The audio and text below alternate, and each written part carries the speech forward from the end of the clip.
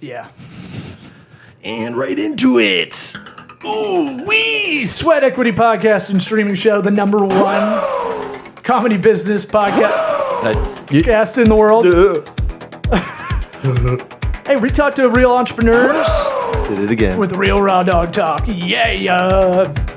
Listen to us on iTunes, Apple Podcasts, Spotify, anywhere you listen to podcasts, Google Play, Amazon Podcast, Amazon Music, one of those two. We broadcast in the Amazon over PA speakers. iHeartRadio, if you're a corporate radio lover and you go to that app for some reason. We got Preston Brown on as our guest. Your Best Life Now, YBLnow.com. Or if you want coaching by Preston Brown, it's the PrestonBrown.com. Like the Ohio State, it's the PrestonBrown.com. How many E's? T-H-E, not E. Yeah, but like the. Right, you're just saying it. Like the Ohio State, right. Like the guys do when they're doing player intros. Right. Yeah, you know how it is. What? This episode is sponsored by Squarespace, the all-in-one drag-and-drop content management system that kicks the shit out of WordPress, Wix, and Weebly. They got the Fluid engine where their ad copy is awesome. You can just drag and drop. You don't have to do any coding if you don't want to, but you can if you need to. Mm-hmm. You can track everything a lot better, and it indexes on Google for you. You don't have to mess around with that. The analytics are simplified. And look, the admin panel is like Apple made it. Yes, I would agree with that. That's why I use it to hand off to clients, because they can use it without bothering me. Are we ready to get this podcast episode going? You are talking. That sounds weird. Okay, go. Howdy Johnny. What about my sweat equity? Sweat equity. Sweat equity. My sweat equity. Hey, what I'm gonna do? My sweat equity. Fucking thing sucks.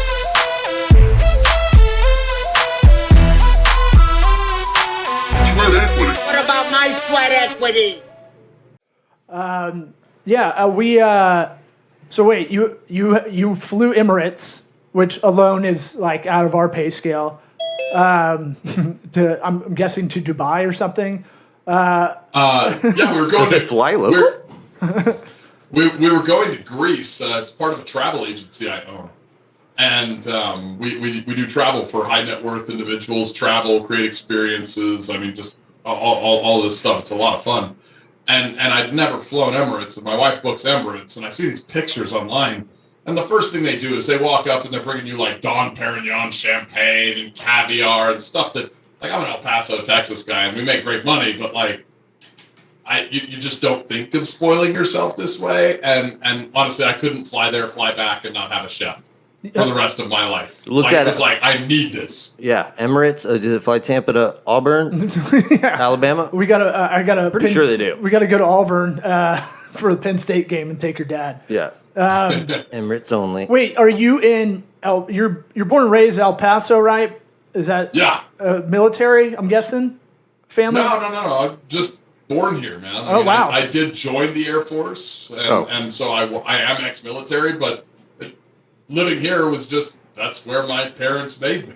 Yeah, no. And I know you snipped it out. A lot of people have got that. First off, El Paso, it can be one of the roughest cities in the country. I found out from doing stand up there and staying in a bad motel. I feel like that's a unique experience to you. No. You probably made a lot of enemies up there. No, I was a sweet boy, and this was the show was pretty wild. There's just some cities that can be like that when you go to stand-up. You were the one who didn't take his top off.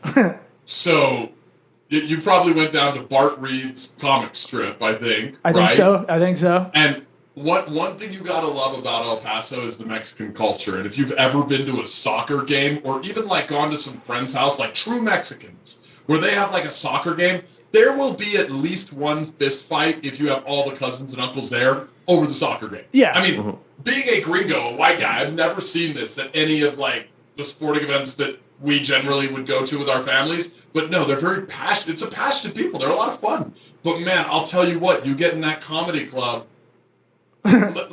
let me say it this way. This culture is so much fun, and I love this culture. But if you are a Hispanic family, all the uncles, cousins, all that, and there's one of the nieces or nephews that's chubby, you'll call them gordo, which means fat kid. Yeah. You'll nickname him fat kid when he's fat. It's a fun culture, but it's a tough culture. Kind of a mean taken, culture. Lots of shit given. Well, I mean, I crushed, but the other three guys had How trouble. many Gordos we got here tonight, everybody? Well, I just Gordo in the house? I started dipping into crowd work about that time, so that's probably what I said verbatim. Maybe you were there, You but ran out of all your Spanish All words you- pretty quick. well, no. All you have to do, I think all I did was really go. There was a lot of families there, which was surprising because you don't see like a big table of families at stand-up shows a lot, and when you do, you're like, well, I've got to talk to someone at this. I got to find an entry point at this table because I know Where's my Gordo? if they're not the person that is like the person to make fun of, they're going to point to that person. That's usually my they'll tell strategy. you. They'll tell on you. Right. So like, Which one's the easy one? right. And so I think I made some not MS-13, but whatever the biggest. This is 12 years ago. So this is, but I remember like driving around. I'm like, this is a hard city. This could be a tough city. You have, Juarez is right across, right? And what's funny, man, Juarez is actually tough. El Paso's like one of those low crime rate. I mean, people they'll play hard, they'll talk shit, but it's actually a pretty nice, genuine place. But it seems tough. I could see where somebody would get that gauge. Well, maybe you're just a tough guy, and that's just normalized. Right. Doing karate moves, Air Force karate moves. Yeah. No problem. For us, You have problem. 18 businesses with gross revenues over 180 million. Those are old numbers, but yes. Let's update What are we those. work? Let's hear it. I'm just going Don't be off the afraid to stat brag. sheet they gave us. What's the updated numbers? So that was 2020 and 2021. We hit those numbers. This last year, gosh, for 2020 going to 2021 was when we got our returns and saw all that. Now I'd say we're probably 20-30% larger. Wow. We've had significant growth through COVID and everything else. All of our businesses just took off. It's been a blessing, and I'll tell you what, I'm not losing any hair, but I'm gaining lots of face. Learning how to create new systems, create new processes, like solve problems we haven't dealt with before, and it's a boatload of fun, man. Well, That's awesome. Congrats. yeah, Holy shit. that is something, when I seek out advice from a lot of people that are way more successful than me, the thing in COVID or the looming recession, the most successful people I talk to always see that as an opportunity. Is that how you? And remember, the word of 2020 was pivot. We're Right. going to pivot. Oh, yeah. And it's like, if you should be always kind of pivoting, you should always be adaptable. And, market forces, unless maybe some of these businesses are really large, maybe affect that. But for the most part, a lot of businesses, I feel like, should figure out how to be recession proof, should figure out how, at least a contingency plan. Yeah, so business, look, a recession is a fantastic thing. Like, anybody who's not excited about a recession is not in their heart an entrepreneur. If you want to grow a garden, the first thing you need is a giant pile of shit, and the second thing you need is a seed.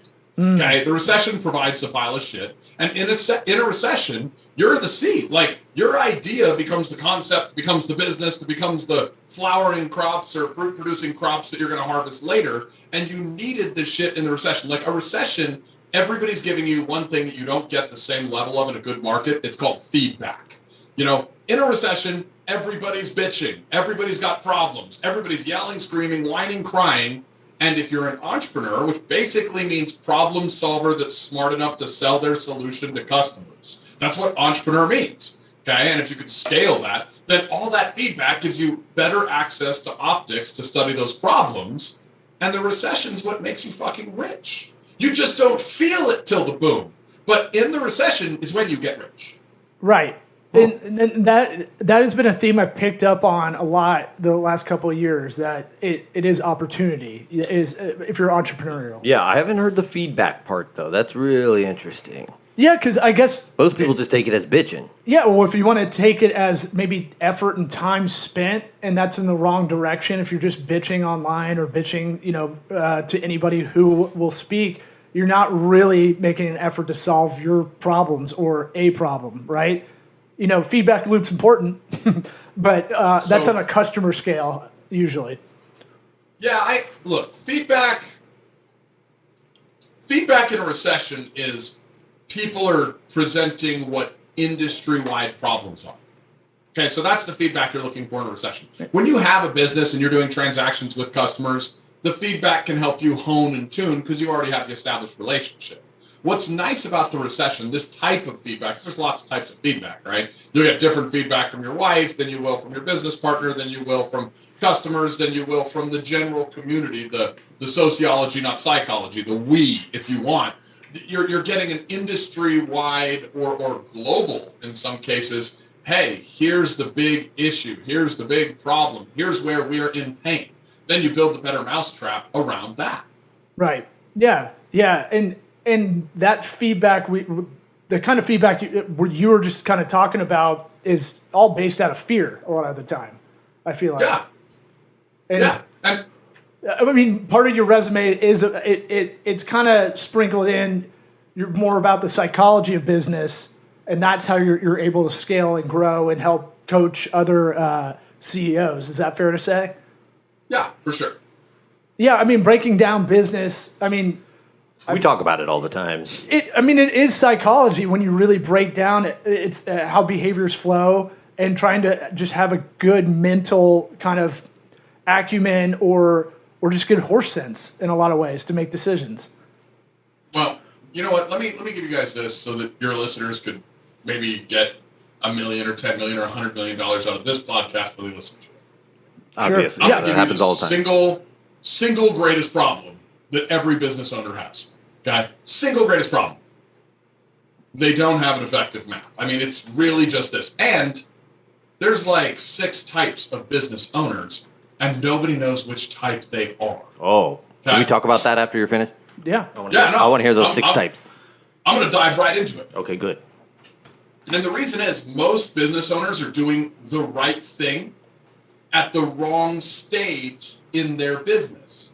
Okay? Like, say you're a startup company and you come listen to a guy like me who last year I think my net was 14 million and I paid 0 fucking taxes. And I'm going to give you ideas. That's not true. I paid taxes if my income was like $500,000, which IRS was is big on our podcast. Okay? Real popular, So- the IRS. Good. Careful. I love them. Careful. Because I love them too, follow- and law does too. I follow all the tax laws. Trust me. And now they're- those 80,000 new IRS agents aren't for me. And now they they're- already know my fucking name. And now they got But- GATs on them. I know, armed now. Right?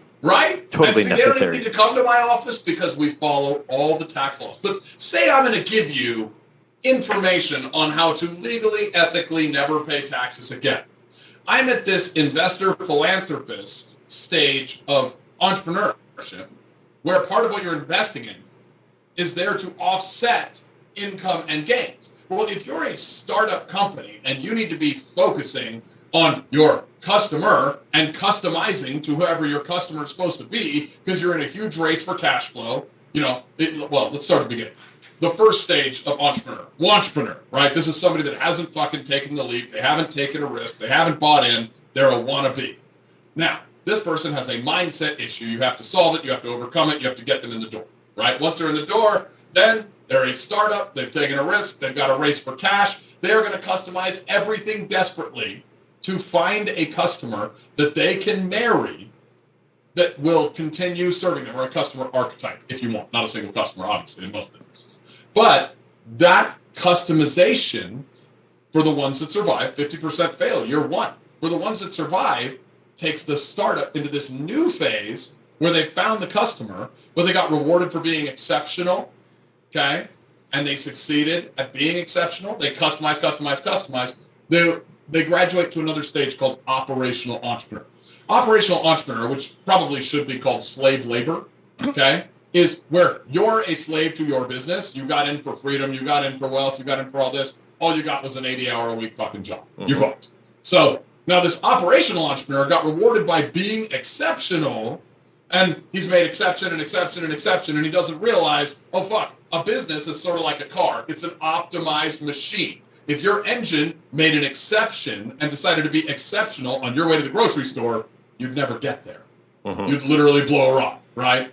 So now you get into this operational entrepreneur. We have to take this guy away from customizing, get him into optimizing, creating systems, processes, tools, setting expectations, measuring expectations. Then he becomes this entrepreneur character, and he's like, "Wow, I've got all this team set up. I've got a CRM, I've got process, I've got systems, but I'm doing the same amount of volume that I did before when it was just me. And so what I really got was a big fucking pay cut. But hey, I got my time, but I don't have enough money to live on in some cases. So I got up to entrepreneur, I'm there, but holy shit, like my lifestyle as I was building up, growing, it's higher than what I have. So then you get into an immediate new problem. You need to scale. People have no idea how to fucking scale. They're like, oh, scale means scale everything. And every fucking coach tells you, oh, you got to scale everything. No, sometimes you're going to scale your brand. Why? Because if you scale your brand, you can scale your margins, you can charge more. Once you scale your margins, then you scale the size of your team. Why? Because when your team gets larger, then you can serve more people, your capacity goes up. Then you scale your sales. Once you've scaled your sales, then you go back to scale brand, scale margins, scale team. Like so there's different levels of scale when you go into this operational megapreneur. And eventually once you scale to a level where the margins are back and everything's back, and preferably a little more than that, you hire the higher level team, which means generally starting with the CFO, tracking numbers, setting budgets, the COO, and CMO. These are people that do mundane tasks. They're high-level, mundane task employees. Once you have them, you become the CEO, then eventually you train a CEO to replace you. It's basically somebody you're paying to be the owner so you don't have to be. CEO stands for Chief Executive Officer. I know people with 10 people at their company, they've appointed a CEO, dumbest shit they could do. You're not at the CEO level, don't fucking do it. So for all the entrepreneurs with 10 people at their company that have a CEO, and everybody does that because I'm going to reward you with this title bullshit. Fuck it. No, get rid of it. Well, titles are free. You can just appoint them. Right. No, they're not. No, they're not. Oh no, they don't come without penalty, but you can change your LinkedIn to whatever you want.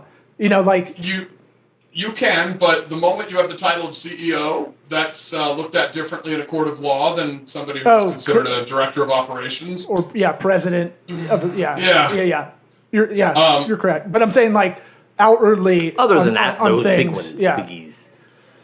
Give them a big title that Wall Street wouldn't understand. Yeah. Yeah. Okay? Like if you want to give them a big title, you could say you're the customer satisfaction engineer. Right. Okay. The Chief moment it's like Growth CEO, yeah, I've seen shit that. like that. Yeah, that's fine. Chief, But insert whatever thing you want, officer, and that's people feel great about that. Beautiful. Yeah. Yeah, the chief clerical officer. Yes. Success officer. Phone officer. Exactly. Chief coffee officer. But so when somebody goes out and starts talking, like, hey, here's how you get out of tax advice, and you have the operational entrepreneur who's the slave to their business, and now he starts throwing all of his cash flow into getting out of taxes. You know what? His taxable income will go down. That's fine. But he didn't find a way to get his time back. He did the wrong thing at the wrong stage. Like, he did the right thing, but it was at the wrong stage. At that point, he could still get out of taxes by just expensing it, by hiring great people, getting great systems. In business, solve the problem on the stage you're at. The first thing you do is identify the stage that you're at. Once you know, and everybody's oscillating, most people are oscillating between 2 and even 3 because they're getting different advice and in a lot of cases bad advice, right? And if you solve the problem you have today, there's nobody out there that can't be somebody doing 100 million in revenue. Like 100 million in revenue is not even a crazy amount of money anymore. It's just people think it's a crazy amount of money. It just means you got epically good at solving a problem and you built a great team around the idea of solving that problem, and then you solved it for lots of people. That's all that means. You're like the business John Cena because you kind of look like a skinny version of him to me. You see? Oh yeah, like John Cena after he retired from the NFL, or he was like John Cena as an NFL. No, but you know what I'm. Yeah, he stopped doing I know steroids. He was a wrestler, right? Like, yeah. Sure, but he still works out. He still does CrossFit keeps or his shit something. together, but. I'll be the business John Cena without the steroids. There, you can keep that. Yeah, that's yours. I'm the business John Cena. Can't see my prices. Well, you do have a certain like John Cena, like he's very successful in a way that there's a certainty behind what he's saying, even if he's doing Chinese Mandarin to apologize for Fast and Furious in China. Did he? Oh, yeah. Oh, I'd like to see that. And then Americans are like, nah, dude. But it's one of those things where you have this amount of certainty, and I'm guessing because you've seen a sample size that is relevant and reliable, right, of this cycle. As you were talking about stages, I kept thinking of Maslow's hierarchy of needs for a business in a way. Like, you have this stage, and they're kind of, Maslow's hierarchy of needs, you can kind of wiggle it a little bit, but it's pretty standard. And what you're saying is pretty standard as well. I'd like to bet you probably have a pretty kick-ass infographic of all of what you just said. I hope. Yeah, in fact, we're remodeling the office. A lot of it's behind me on those sheets of paper while we're in the remodel. I know. I almost got up close to the computer to try and read it, but I held back. I see business model. That's all I could read. I've got good eyesight. Actually, Jesse, would you grab them, the business documents? Where's Grab Isaiah? them all. Where's Isaiah with my coffee? Oh, fuck, you brought it in and I didn't even see it. He's pretty good then. All right, he's pretty good. Yeah, he snuck in. When did he come in? That's awesome. Jesse, make sure we email them all of the business documents, including the different stages and all that. And then you guys can give it away. Like, look, I look at if you want to work out, just go outside and fucking run, right? Like that gym, the outdoors, the great outdoors is the free gym that everybody has access to. And then a lot of folks, they do a little personal training, whether it's listening to podcasts, whether it's this, whether it's that. That's not free. It either takes your time, it takes your money, it takes whatever. If you go hire a coach, if you go listen to podcasts, you're investing some time.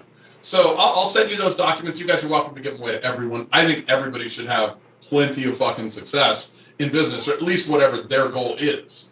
Yeah, because part of the thing is, look, you have the blueprint, right? You're at that. You're in this rarefied air where you've been successful, still are successful, done it multiple times over. Still got the juice flowing too. Yeah, still most people excited about it. But not the steroids. Not the steroids. Different juice. Natural juices. Could be juice. All natural. Could be Winstrol. Yeah, it could be the cutting one. But it's that thing of like you could give this to someone one-on-one, right? And this is the business Bible, and they still won't take it. Right. They could have every tool they need to carry that out step by step by step. Boop, boop, boop. They can do it, and they don't do it. That's the interesting thing about life and human behavior. It's like the people that go through like Lowe's on speakerphone, having a full conversation, and not realizing they're a fucking asshole for doing that. And annoying everybody in the they're going to be stuck in the operational entrepreneur phase for the rest of their life, 80 hours a week. Well, so that part where you're talking about, you have to know what stage you're in. Self-awareness is something that is kind of left out of people's life. Speaking of rarefied air, I mean, look, go on any plane that's not Emirates or whatever, your own flight, your own private jet. Go on any flight, Southwest flight. Look how many people savages spatially aware of their surroundings. So what is your formula for living purpose with purpose? Oh, so that's dipping into the psychology side, and honestly, it's my favorite question. Thank you for asking. You're welcome. Let's answer it in a different way. Have you ever been pissed off? Yeah. Yes. Okay. If you had a menu of emotions that you could order at a restaurant, and one of them was pissed off, and one of them was grateful, and one of them was passionate, and one of them was happy, or any number of acronyms you can give for happy, would you choose pissed off? No. So, Law's answer is no. I don't know. I was like, maybe one day. Some days. Being pissed off is some people would. Is cathartic sometimes. Sure, but it's also a Band-Aid, I think. But whatever. Sure. So, I would probably honestly choose it every now and then, just so that I could have the counterbalance to the others for the threshold, right? Yeah. But can't have a Caesar salad every time. Yeah, exactly. Yeah. In most situations, I want the good emotions. So here's kind of the living on purpose. Living on purpose is if you're experiencing emotions that you would not actively choose, it is realistically happening because you are living in what's called subconscious patterns. Your subconscious mind has developed patterns. There's things that trigger you that you are currently anchored to. Oh, if I see that, I get triggered and I immediately feel this bullshit, whatever it is, right? And that creates a significant emotional vent based on some emotional event that you had in the past. So if we look at that and we say, okay, well, then that's fair. That makes some sense. My subconscious behavior choice was anger because of something I probably wouldn't have chose if I was consciously aware right now. Then let's say if consciousness is what makes us human, I'll pose the question, is subconscious subhuman if it's making you act in a way that you wouldn't fucking choose? I would have to say yes then. Yeah. In that context, yes. Subhuman. So that's less than human. when I'm teaching living on purpose to folks, like, and normally it's not something you go into deeply on a podcast. It's something you're normally doing at a more intimate event. You got 5, 10, 25 people there, and you get people getting pretty like vulnerable, pretty intentional, going back to their past experiences in life. And what you find, or at least what we found, because I'm sure different folks have had different experiences, is we find that the thing that is causing the most pain for most individuals is also their greatest source of strength if they start flipping the meaning that it generates. So once you start flipping the meaning, you take all that soil that was creating a shitty life, you plant a seed in it, and something beautiful grows out of there. Like, you know, subjugate. Take it, make it a bad into a good.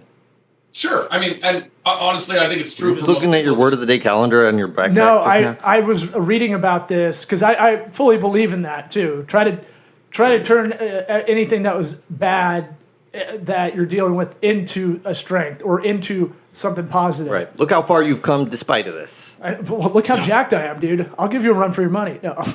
Hey, back to the steroids part, guys. I want to take steroids. I don't think I want to mess with Preston for some reason. No way.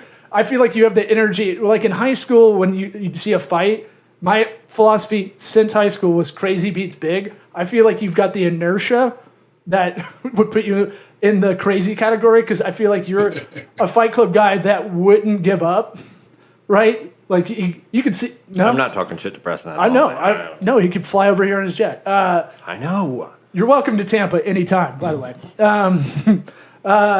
That's interesting, and it's not.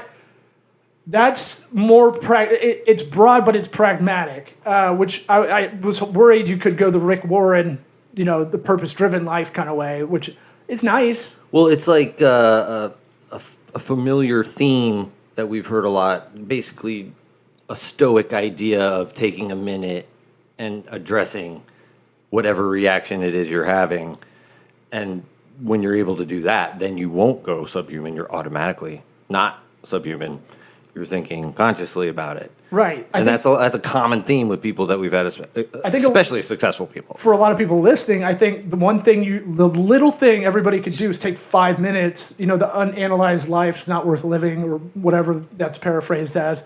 A lot of people don't take that 5-10 minutes a day to go, did I win or lose this day? Am I on track with the things I want to do? Because what could I have done better? The thing I'm trying to write a bit about is just people that are lazy as fuck and they say they're busy and drop the ball on things. Right. Like in a friend outside of work kind of thing, more of a friends or family, like, oh, I've been so busy. I'm like, I don't think you are. Yeah, that's when that anger comes in. It's angry when it's like, well, oh yeah, what are you busy with? Man, fuck you, man. I gotta tell you. No, I don't. I take everybody at face value. Maybe that's being naive, but it's my one close of those friends. I kind of put the screws to them. You can. It's like you were talking about. You can fill your day like the feedback part we were talking about, where you can take all that energy and time and go bitch, right? And that's a form saying everyone's saying I'm busy these days. And they ain't. That's the kind of same wasted energy, I think. With a little time left, we want to keep to. You probably have a busier schedule than us. What advice would you give to your 13-year-old self? Ooh, that's a good one. Let's see. What advice would I give to my 13-year-old self? You can off the bat. I would say, one, don't be so fucking hard on yourself. You're going to do a lot of stupid shit, and it's probably going to be some of the most fun shit you do. And while it's costly in the moment, it's going to be the best teachers you'll ever have. And so be less hard on yourself. So that's probably one.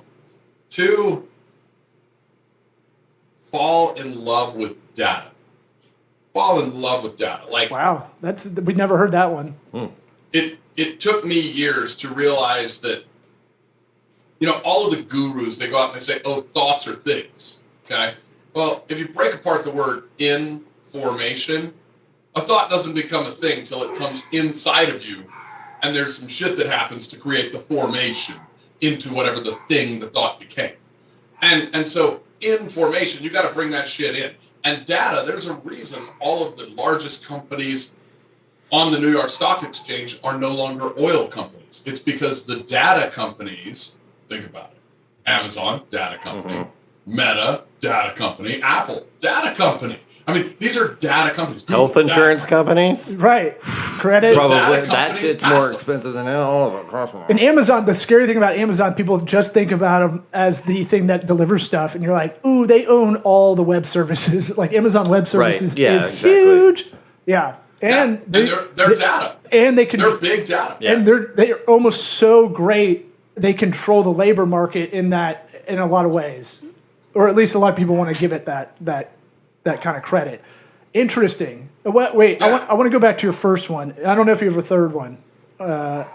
You're on a roll. No, you had two. Mainly those two. I mean, I think those two, because the other one, the data one, if you could find a formula for it, and there's almost nothing that hasn't been done, okay? There's nothing that hasn't been done for the most part. Like, there's a few innovators, like the people that invented Google, Zuckerberg invented Facebook. Like, there's very few pioneers. Almost nothing has been done. So if you can get the right data, that's where you stand on the shoulders of giants and do it better. Okay? Fall in love with data. Like, that is probably the best advice I could give anyone, because one of the things that pisses me off about a lot of the folks that I coach, they're like, oh, I don't like numbers. I'm not good with numbers. And I'm like, I'm not a good accountant either. Right. I don't want to do accounting. But that doesn't mean I don't like numbers. I like fucking numbers. If you ask me how much money is in this bank account right now, I probably know that number off the top of my fucking head. Now, if you ask me how much we expensed on, I don't know, our TBM 850 in fuel revenue on lease flights last month, I don't fucking know. Call the bookkeeper. Leave me the fuck alone. Like, I don't want a page full of numbers, but you can give me the bottom line numbers. Don't say I don't like numbers. Just say, I want to deal with the important ones. Data is fucking everything. Yeah. Oh, I can tell you right now, nobody's done something that brings all the data into one place in a digestible format. I can tell you that right now. Somebody figures that shit out. Yeah. I will be first, and maybe it will be me. And I got to learn a lot of stuff. And the one thing I always hear is EBITDA is usually the go-to metric a lot of business owners need to keep their eye on for the most part. Which stands for what law? Earnings before income and the ta-da. Ta-da. We don't have a lot of time left. I want to go back to depreciation and something else. I hate accounting too. I want to go back to the thing that first one you had. Can you give us some examples of some of the things that you were hard on yourself that you maybe have worked on at this point and wish you did it earlier?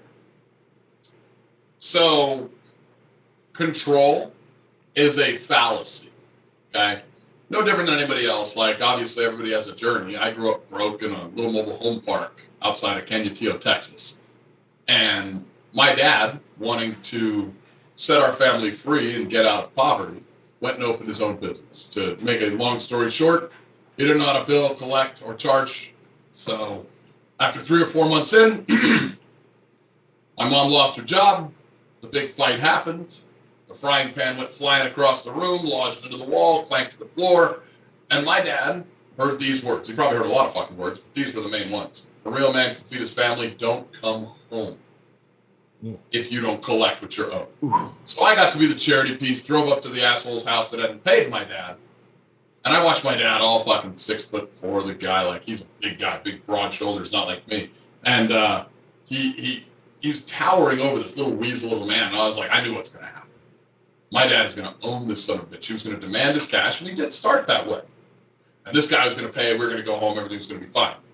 Only demanding went to asking went to groveling and begging. And this little pipsqueak weasel of a man used money over my dad and completely mastered it. We took a fraction of what we were owed, drove down to the Smiths, now in Albertsons, and I got to ride back. We didn't say a fucking word. I watched my dad shed a tear, and he was a man that didn't cry. And I rode back with a box of ramen noodles on my lap. Well, from that point, when I was a kid, I was 7, maybe 8. Damn. And Powerful. I knew that I was going to master money because nobody would make me a slave like they made my dad. My dad, to his credit, beautiful man. My mom was a serious lady. She would have left his ass. She told him, if you don't collect, don't come home. Well, he collected what he could. He came home. He gave up on his fucking dreams and chose to be my father that next day. He went out and got a job. Gave up all of his finance dreams. So I spent up until 2019 being really fucking hard on myself over anything that had to do with money. I needed to control everything. And control is a lie. It's a con. You're not going to control anything. You need to have fun and flow through things. And, you know, I'm a 40-year-old guy. I got more gray hair than my 60-year-old friends because of how much I tried to control over the years. Now, you know, I look at all of it as a blessing. But there were times where I could have had a blast, and I didn't because I was being hard on myself because something wasn't perfect. You want perfect? Jesus lived 2,000 years ago. I'm not that. You're not that. I don't know anybody that is that. And if there's anybody pretending to be, they're probably a dick, and I don't want to know them anyway. So, you know, don't be so fucking hard on yourself. That's what I mean by it, because once you give up on being perfect and you start just perfecting a little bit every day, then progress equals happiness. Life becomes not just an investment, but also a gift. Yeah, Maybe Preston is Jesus. I think this has been the best interview we've had on the show. Appreciate you coming on. Ever? Yeah, for sure.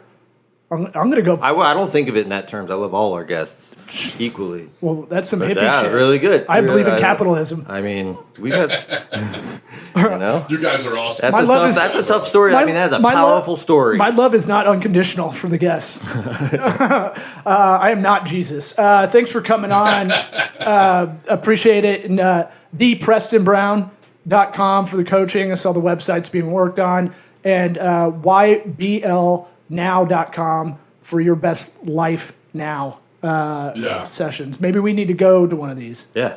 Road trip it. Gotta check it out, man. 4 trips a year. They're the best freaking things you can imagine. We just got back to give you one more quick story. We went to Machu Picchu, everything 5 stars, absolutely top notch. But one thing we noticed there, because we like to give back in every area that we go. So our relatively small group shows up to Agua Caliente in this little town, and like 18% of the kids have shoes.